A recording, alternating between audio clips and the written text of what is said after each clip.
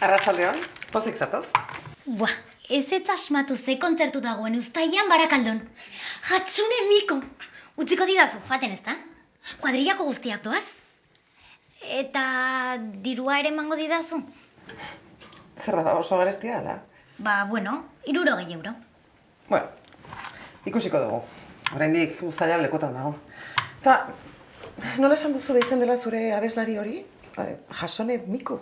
Ez zait bat ere ezaguna egiten. Euskalduna da? Jasone ez ama, Hatsune. Hatsune. Hortaz, ez da euskalduna. Ez, musikari japoniarra da. Musikari berezia. Ja. Modan dagoen guztia iruditzen zaizu ez zuei berezia. Baina hau berezia da. Holograma bat da. Eta zer da hori? Ba, beste modu batera esan da, 3 dimentsioko irudi bat. Abestu eta dantzatu egiten duena. Marrazki bizidun bat ikustera zoazte? Baina, hori ez da kontzertu bat. Bai, begira. Hau, Japonian emandako kontzertu bat da.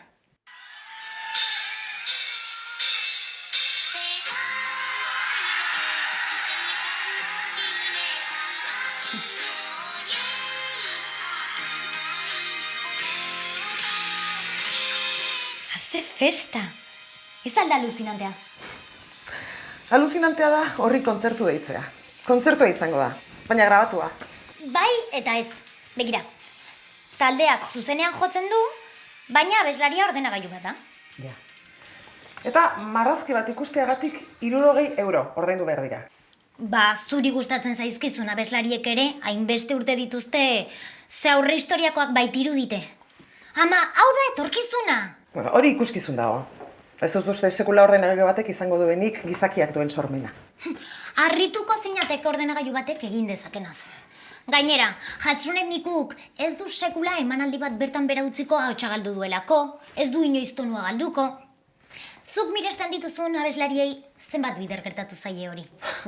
Ama, mese, ez izan hain atzerakoia. Ni? Atzerakoia? Mesedez. Orduan? Auskalo etorkizunean zer gertatuko den.